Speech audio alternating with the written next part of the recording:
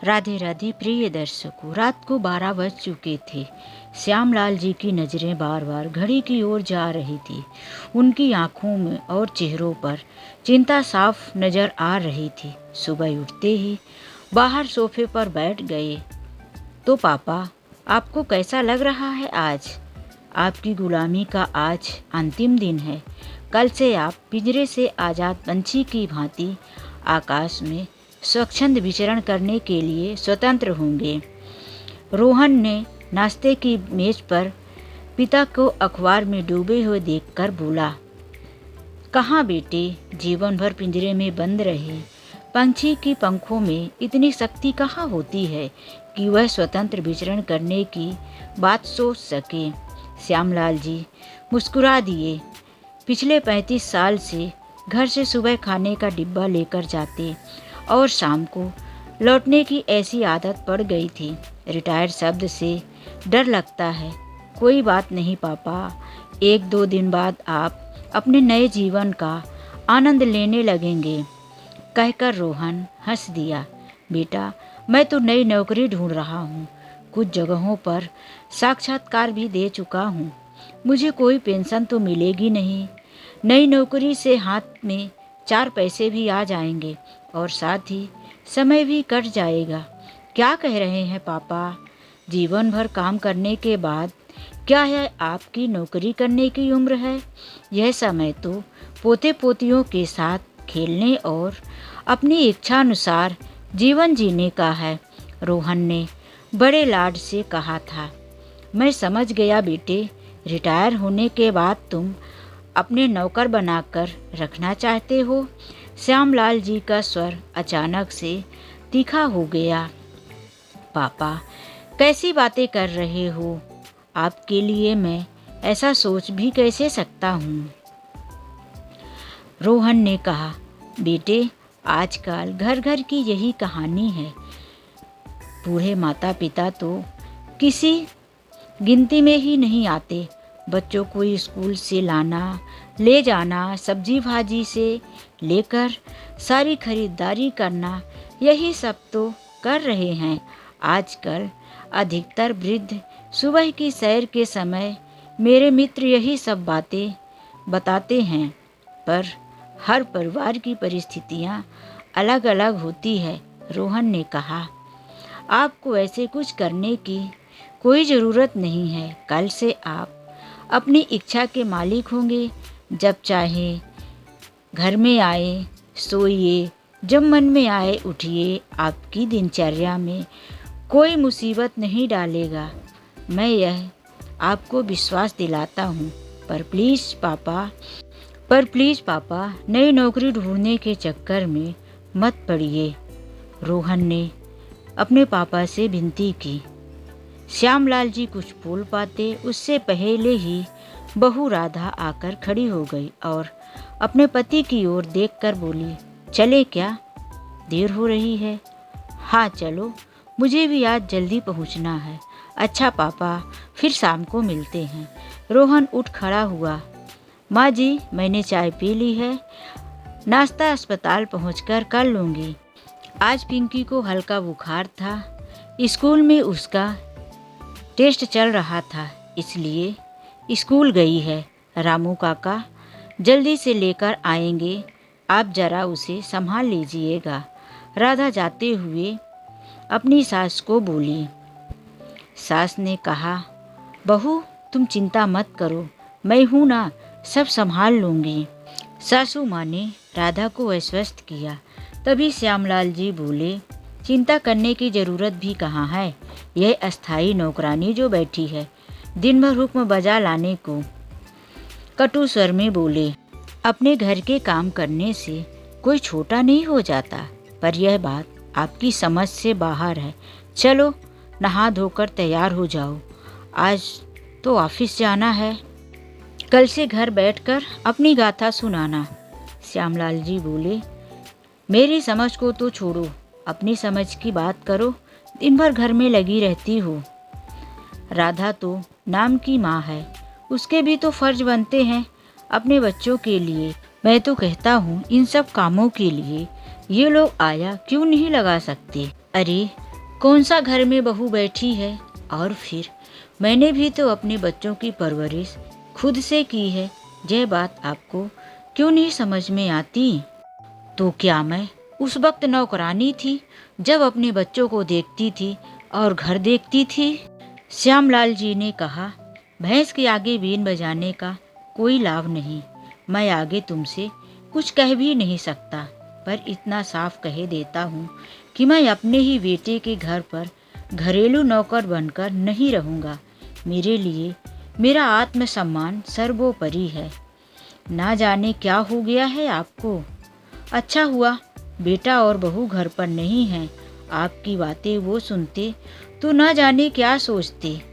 मैं किसी से डरता हूँ क्या? और जो तुमसे कह रहा हूँ उनसे भी कह सकता हूँ। श्यामलाल जी शान से बोले, क्यों अपने पैर पर कुल्हाड़ी मारने पर तुले हो? याद करो वह दिन जब हम पैसे पैसे के लिए तरस रहे थे। तब एक दिन आपने ही बड़ी शान से कहा था कि चाहे आपको कुछ भी करना पड़े, आप रोहन को क्लर्क की नहीं बल्कि एक डॉक्टर की नौकरी दिलाकर ही मानेंगे। उसे एक डॉक्टर बनाएंगे। हाँ, तो क्या बनाया? डॉक्टर ही तो बनाया उसे। उन दिनों हम कितनी तंगी में थे, कैसे मुश्किल दिन गुजारे, क्या तुम नहीं जानती? जानती हूँ, मैं सब जानती हूँ। पर कई बार माता पिता लाख प्रयत्न करें तब भी संतान कुछ नहीं करती। लेकिन अपना रोहन तो लाखों में एक है। अपने पैरों पर खड़े होते हुए भी आपकी जिम्मेदारियों का भार अपने कंधों पर ले लिया है। अपनी बहनों के विवाह में उसने कर्ज लेकर आपकी सहायता की, वरना उन दोनों के लिए अच्छे घर और वर जुटा पाना आपके बस की बात ना थी। श्यामलाल जी की पत्नी धारा प्रवाह बोले जा रही थी, तुम्हें तो पुत्र मोह ने अंधा कर दिया है। अपनी बहनों के लिए उसका भी तो कुछ कर्तव्य था। उनके विवाह में सहायता कर उसने अपने कर्तव्य का पालन किया है, और कुछ नहीं। परिवार के सदस्य एक दूसरे के लिए इतना भी ना करे तो एक साथ रहने का अर्थ ही क्या है? श्यामलाल जी की पत्नी बीच में ही बोल पड़ी, अरे, रोहन ने जब यह कोठी को खरीदने की इच्छा जाहिर की थी तो आप चुपचाप अपना 2 कमरों का मकान बेचकर उसके साथ रहने आ गए थे। वह भी जब उसने आधी कोठी आपके नाम करवा दी थी। अरे, वह सब मैंने अपने लिए नहीं, तुम्हारे लिए किया था। आजकल की संतान का क्या भरोसा, कब कह दे कि हमारे घर से बाहर निकल जाओ। श्यामलाल जी अपनी बात पर अकड़ते हुए बोले। नाश्ते की टेबल को साफ करते हुए श्यामलाल जी की पत्नी ने कहा, समझ में नहीं आ रहा कि आपको कैसे समझाऊं। पता नहीं इतनी कड़वाहट कहाँ से आ गई है आपके मन में। कैसी बातें कर रही हो? यह कड़वाहट नहीं, आत्मसम्मान की लड़ाई है। माना तुम्हारा रोहन बहुत प्रसिद्ध डॉक्टर हो गया है, दोनों पति पत्नी मिलकर खूब पैसा कमा रहे हैं, पर वे मुझे नीचा दिखाएं या अपने रुतबे का रौब दिखाएं तो मैं यह सब सहन नहीं कर पाऊंगा। कौन आपको नीचा दिखा रहा है? पता नहीं आपने अपने दिमाग में यह कैसी कुंठा पाल ली है और दिन भर ना जाने क्या क्या सोचते रहते हैं। चलो बहस छोड़ो, मेरा सूट लाओ। आज मेरा विदाई समारोह है, सूट पहनकर जाऊंगा। श्यामलाल जी तैयार होकर दफ्तर चले गए, पर श्यामलाल जी की पत्नी को सोच में डूबा हुआ छोड़ गए। कुछ दिनों से अपने पति की ये हाल देखकर श्यामलाल जी की पत्नी का दिल बैठा जा रहा था। जितनी देर वे घर में रहते एक ही राग अलापते थे कि अपने आत्मसम्मान की रक्षा के लिए अपनी जान की बाजी लगा देंगे। फूल मालाओं और हार उपहारों से लद श्यामलाल जी को दफ्तर की गाड़ी घर तक छोड़ गई थी। उनके अफसरों ने भी उनकी प्रशंसा के पुल बांध दिए थे। घर आते ही पोते और पोती ने उनके गले में फूल मालाएं डाल दी थी और प्रसन्नता से झूमते हुए देर तक विदाई समारोह का हाल अपनी पत्नी को सुनाते रहे। दादाजी का अच्छा मूड देख पोते पोती ने दादाजी से जिद करने लगे। दादाजी चलो ना, आज कहीं घूमने चलते हैं, प्लीज़ प्लीज़ दादाजी। श्यामलाल जी बोले, बच्चों कल घूमने जाएंगे, आज मैं बहुत थक गया हूँ। अपनी पत्नी को बोले, एक प्याली चाय पिला दो, फिर कुछ देर आराम करूँगा, कल नई पारी की शुरुआत जो करनी है। श्यामलाल जी की पत्नी के मन में सैकड़ों प्रश्न बादल की तरह उमड़ उमड़ कर आ रहे थे कि वे किस दूसरी पारी की बात कर रहे हैं। कुछ पूछकर फिर से वे घर की शांति को भंग नहीं करना चाहती थी, इसीलिए चुपचाप चाय बनाकर ले आई। अगले दिन श्यामलाल जी रोज की तरह तैयार होकर घर से चले गए। श्यामलाल जी की पत्नी उनको रोकना चाहती थी, लेकिन कुछ कह ना सकी। सुबह सुबह ऐसा क्या काम है जो आप रिटायरमेंट के बाद भी इतनी सुबह तैयार हो गए? रोकना टोकना आवश्यक था, शुभ कार्य के लिए जा रहा था, अब तो शायद काम बनेगा भी नहीं। झुझलाकर श्यामलाल जी बोले, मुझे लगा कि आज आप घर पर ही विश्राम करेंगे, आप 2 मिनट रुकिए, अभी आपके लिए टिफ़िन तैयार करके लाती हूँ। जाने दो, मैं फल आदि खा लूँगा, मुझे देर हो रही है। श्यामलाल जी अपनी ही धुन में थे, कहकर घर से निकल गए। श्यामलाल जी की पत्नी ठगी सी उनको देखती रह गई। माँ, पापा कहाँ है? नाश्ते की मेज पर रोहन पूछ बैठा। वो तो रोज की तरह ही घर से निकल गए। कुछ कहकर गए हैं? नहीं, बोले आवश्यक कार्य के लिए बाहर जा रहा हूँ। माँ, आप उन्हें समझाती क्यों नहीं कि उन्हें फिर से काम ढूंढने की कोई आवश्यकता नहीं है? 40 वर्ष तक उन्होंने काम किया, अब जब कुछ आराम करने का समय आया तो फिर काम ढूंढने निकल पड़े। माँ ने कहा, क्या कहूँ बेटे, मैं तुम्हें समझा समझा कर थक गई हूँ। सुबह की सैर पर साथ जाने वाले मित्रों ने उनके मन में यह बात अच्छी तरह बिठा दी है कि अब घर में उनको कोई नहीं पूछेगा। बात बात पर यही कहते हैं कि अपने आत्मसम्मान पर आँच नहीं आने देंगे। उनके आत्मसम्मान पर चोट करने का प्रश्न ही कहाँ है माँ। घर में आराम से रहें, अपनी इच्छानुसार जीवन जिए। घर के कामों के लिए नौकर चाकर है ना। ना जाने उन्हें क्यों ऐसा लगता है कि अब वो घर में रहकर नौकर हो जाएंगे। इस विषय पर बहुत कहा सुनी हो चुकी है। मैंने तो अब किसी प्रकार की बहस ना करने का निर्णय ले लिया है, पर मन ही मन मैं बुरी तरह डर गई हूँ। इसमें डरने की क्या बात है माँ? इसी तरह तनाव में रहे तो उनकी सेहत चौपट कर लेंगे। श्यामलाल जी की पत्नी रो पड़ी थी। चिंता मत करो माँ, सेवानिवृत्त के समय कई लोग इस तरह के तनाव के शिकार हो जाते हैं। रोहन ने माँ को समझाया। श्यामलाल जी दोपहर को घर आए तो देखा रोहन आज जल्दी घर आ चुका था और खाने की मेज पर अपनी माँ के साथ कुछ बातें कर रहा था। माँ बेटे के बीच में क्या कानाफूसी हो रही है? मेरे विरुद्ध कोई साजिश तो नहीं हो रही? वे थके होने पर भी मुस्कुराए थे। हो तो रही है, हम सब को आप से बड़ी शिकायत है। रोहन ने मुस्कुराते हुए कहा, ऐसा क्या कर दिया था मैंने? कल आपका विदाई समारोह था, आप सब परिवार आमंत्रित थे, पर आप अकेले ही चले गए, माँ तक को नहीं ले गए, हमसे पूछा तक नहीं। क्या कह रहे हो रोहन? इन्हें सब परिवार बुलाया गया था। माँ चौंक कर बोली, पूछ लो माँ, पापा सामने ही तो बैठे हैं। मुझे तो इनके सहकर्मी दोस्त ने बताया। अरे, हमारी भावनाओं का इन्हें चिंता ही कहाँ है? श्यामलाल जी की पत्नी नाराज हो उठी थी। बात यह नहीं है, मुझे लगा रोहन और सुधा इतने नामी गिरामी चिकित्सक हैं, वे मामूली क्लर्क के विदाई समारोह में क्यों आएंगे? और तुम तो सदा पूजा पाठ और बच्चों के साथ व्यस्त रहती हो, इसीलिए मैं किसी से कुछ नहीं कहा और अकेले ही चला गया था। लेकिन हमारे यहाँ विदाई समारोह में सब परिवार जाने की परंपरा है। श्यामलाल जी क्षमा मांगते हुए याचनापूर्ण स्वर में बोले थे।